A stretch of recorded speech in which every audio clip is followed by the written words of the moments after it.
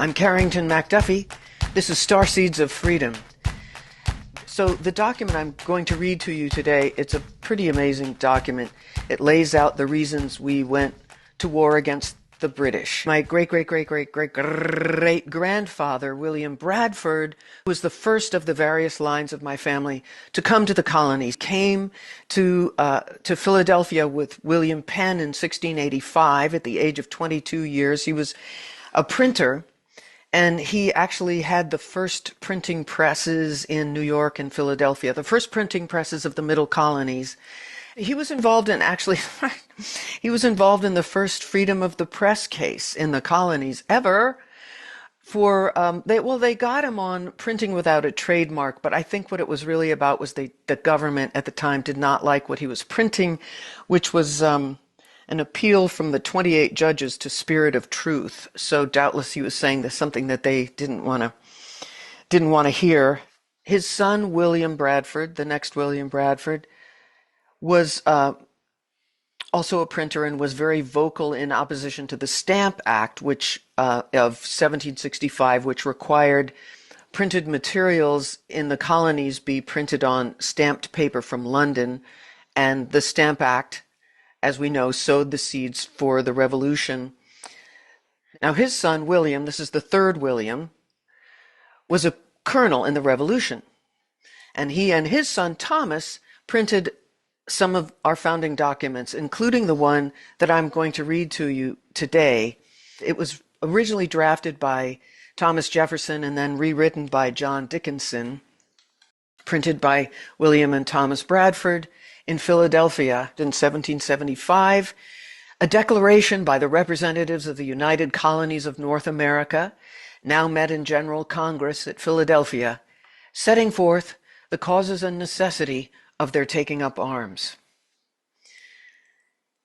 If it was possible for men who exercise their reason to believe that the divine author of our existence intended a part of the human race to hold an absolute property in and an unbounded power over others, marked out by his infinite goodness and wisdom as the objects of a legal domination never rightfully resistible, however severe and oppressive, the inhabitants of these colonies might at least require from the Parliament of Great Britain some evidence that this dreadful authority over them has been granted to that body. But a reverence for our great Creator, principles of humanity, and the dictates of common sense must convince all those who reflect upon the subject that government was instituted to promote the welfare of mankind and ought to be administered for the attainment of that end. The legislature of Great Britain, however, the cabal, the deep state, etc., stimulated by an inordinate passion for a power not only unjustifiable, but which they know to be peculiarly reprobated by the very constitution of that kingdom, and desperate of success in any mode of contest, where regard should be had to truth, law, or right, have at length, deserting those, attempted to effect their cruel and impolitic purpose of enslaving these colonies by violence, and have thereby rendered it necessary for us to close with their last appeal from reason to arms. Yet however blinded that assembly may be by their intemperate rage for unlimited domination, so to slight justice and the opinion of mankind, we esteem ourselves bound by obligations of respect to the rest of the world to make known the justice of our cause. Our forefathers, inhabitants of the island of Great Britain, because that's where we're from originally, like it or not, left their native land to seek on these shores a residence for civil and religious freedom. At the expense of their blood, at the hazard of their fortunes, without the least charge to the country from which they removed, by unceasing labor and an unconquerable spirit, they effected settlements in the distant and inhospitable wilds of America, then filled with numerous and warlike nations of barbarians. Societies or governments vested with perfect legislatures were formed under charters from the crown, and an harmonious intercourse was established between the colonies and the kingdom from which they derived their origin. The mutual benefits of this union became in a short time so extraordinary as to excite astonishment. It is universally confessed that the amazing increase of the wealth, strength, and navigation of the realm arose from this source, and the minister who so wisely and successfully directed the measures of Great Britain in the late war publicly declared that these colonies enabled her to triumph over her enemies. Towards the conclusion of that war, it pleased our sovereign to make a change in his counsels. From that fatal moment, the affairs of the British Empire began to fall into confusion, and gradually sliding from the summit of glorious prosperity to which they had been advanced by the virtues and abilities of one man, are at length distracted by the convulsions that now shake it to its deepest foundations. The new ministry, finding the brave foes of Britain, though frequently defeated yet still contending, took up the unfortunate idea of granting them a hasty peace, and of then subduing her faithful friends. These devoted colonies were judged to be in such a state as to present victories without bloodshed, and all the easy emoluments of statutable plunder. The uninterrupted tenor of their peaceable and respectful behavior from the beginning of colonization, their dutiful, zealous, and useful services during the war, though so recently and amply acknowledged in the most honorable manner by His Majesty, by the late King, and by Parliament, could not save them from the meditated innovations. Parliament was influenced to adopt the pernicious project, and assuming a new power over them, have in the course of 11 years given such decisive specimens of the spirit and consequences attending this power as to leave no doubt concerning the effects of acquiescence under it. They have undertaken to give and grant our money without our consent, though we have ever exercised an exclusive right to dispose of our own property. Statutes have been passed for extending the jurisdiction of courts of admiralty and vice-admiralty beyond their ancient limits, for depriving us of the accustomed and inestimable privilege of trial by jury in cases affecting both life and property, for suspending the legislature of one of the colonies, for interdicting all commerce to the capital of another, and for altering fundamentally the form of government established by charter and secured by acts of its own legislature solemnly confirmed by the Crown, for exempting the murderers of colonists from legal trial, from punishment, for erecting in a neighboring province acquired by the joint arms of Great Britain and America a despotism dangerous to our very existence, and for quartering soldiers upon the colonists in time of profound peace. It has also been resolved in Parliament that colonists charged with committing certain offences shall be transported to England to be tried. But why should we enumerate our injuries in detail? By one statute it is declared that Parliament can, quote, of right make laws to bind us in all cases whatsoever, end quote. What is to defend us against so enormous, so unlimited a power? Not a single man of those who assume it is chosen by us, or is subject to our control or influence, but on the contrary, they are all of them exempt from the operation of such laws, and an American revenue, if not diverted from the ostensible purposes for which it is raised, would actually lighten their own burdens in proportion as they increase ours. We saw the misery to which such despotism would reduce us. We for 10 years incessantly and ineffectually besieged the throne as supplicants. We reasoned, we remonstrated with Parliament in the most mild and decent language. But administration, sensible that we should regard these oppressive measures as free men ought to do, sent over fleets and armies to enforce them. The indignation of the Americans was roused, it is true, but it was the indignation of a virtuous, loyal, and affectionate people. A Congress of delegates from the United Colonies was assembled at Philadelphia on the 5th day of last September. That would be 1774. We resolved again to offer an humble and dutiful petition to the King, and also addressed our fellow subjects of Great Britain. We have pursued every temperate, every respectful measure. We have even proceeded to break off our commercial intercourse with our fellow subjects as the last peaceable admonition that our attachment to no nation upon earth should supplant our attachment to liberty. This, we flattered ourselves, was the ultimate step of the controversy, but subsequent events have shown how vain was this hope of finding moderation in our enemies.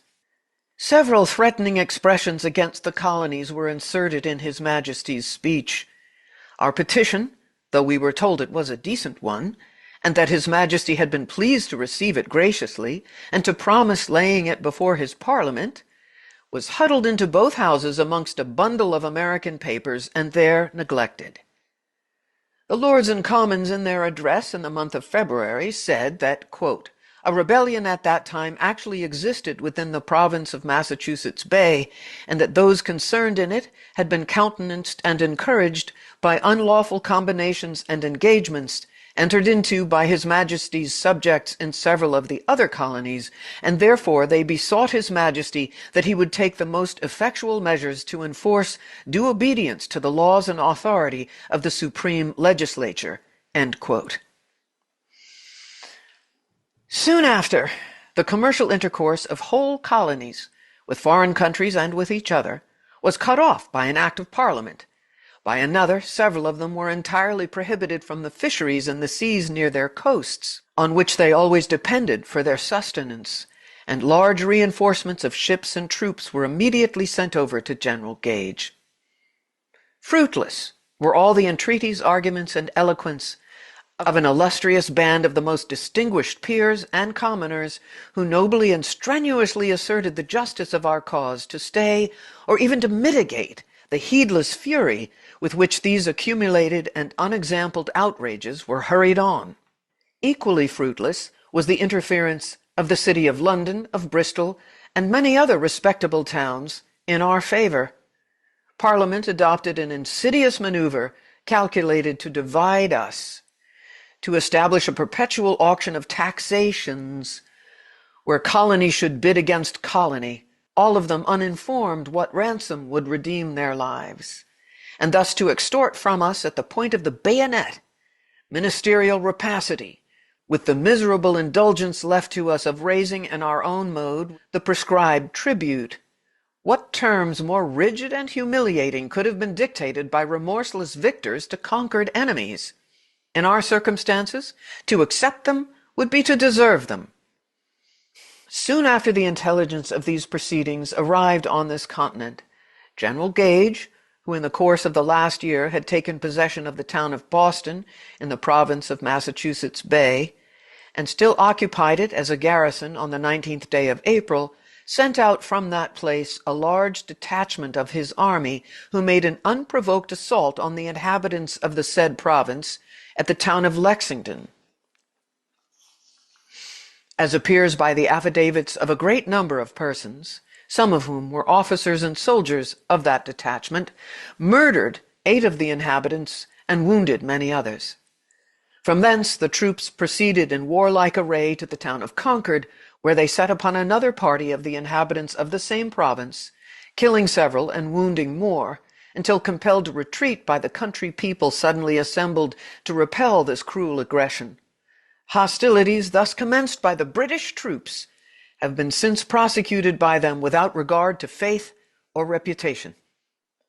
The inhabitants of Boston, being confined within that town by the general their governor, and having, in order to procure their dismission, entered into a treaty with him, it was stipulated that the said inhabitants, having deposited their arms with their own magistrates, should have liberty to depart, taking with them their other effects.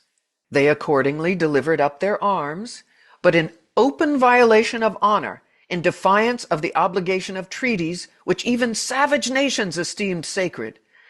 The governor ordered the arms deposited, as aforesaid, that they might be preserved for their owners, to be seized by a body of soldiers, detained the greatest part of the inhabitants of the town, and compelled the few who were permitted to retire to leave their most valuable effects behind. By this perfidy, wives are separated from their husbands, children from their parents, the aged and the sick from their relations and friends who wish to attend and comfort them. and those who have been used to live in plenty and even elegance are reduced to deplorable distress.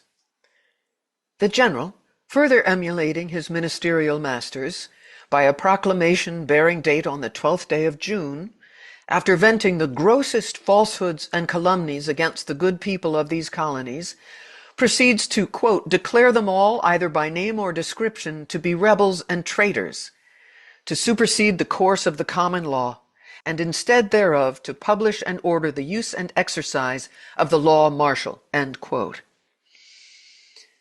His troops have butchered our countrymen, have wantonly burnt Charlestown, besides a considerable number of houses in other places.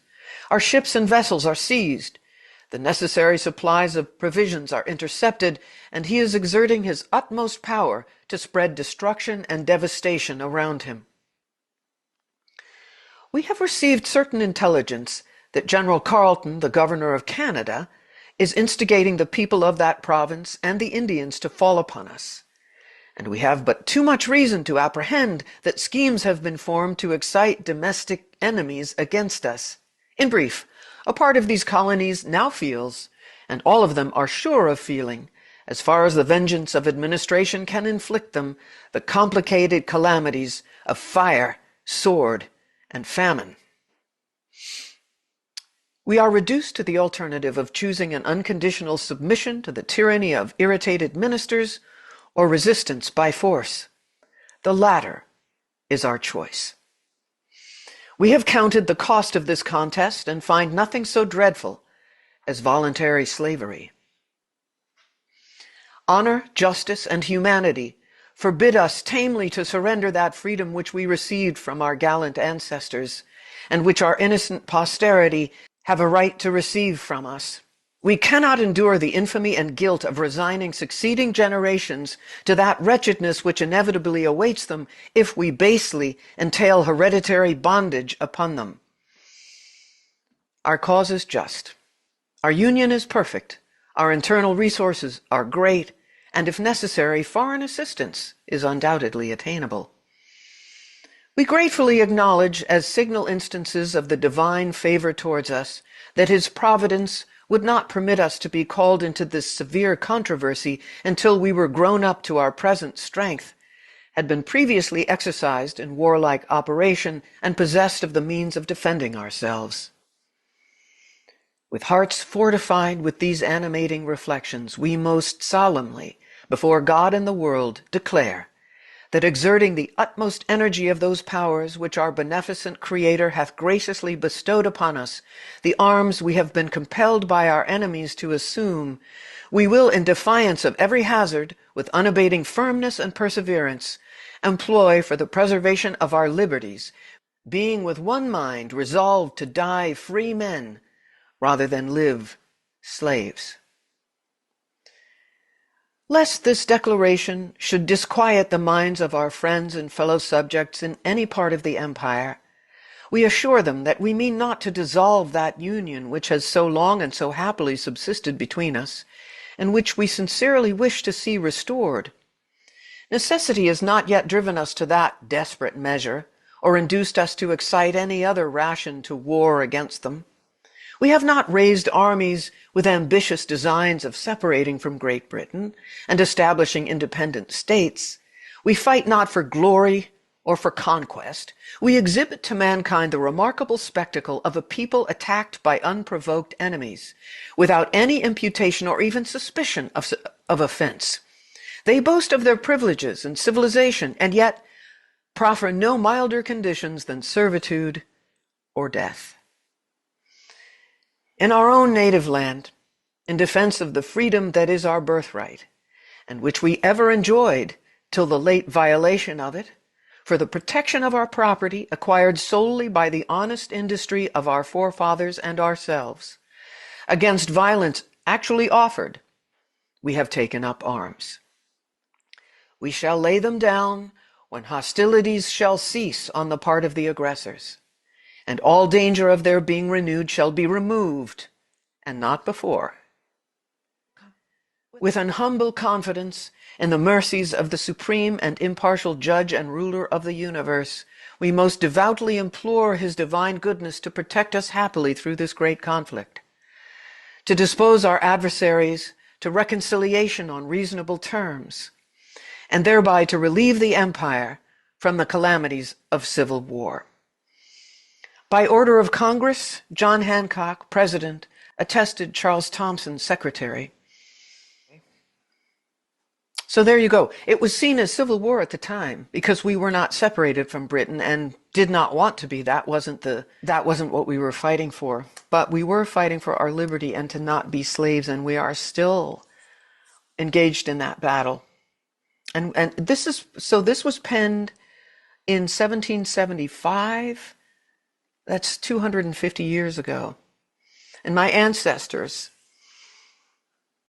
printed it. And here I am calling on their energies to support us through this time where we're finishing what they started. I'm Carrington McDuffie. This is Starseeds of Freedom.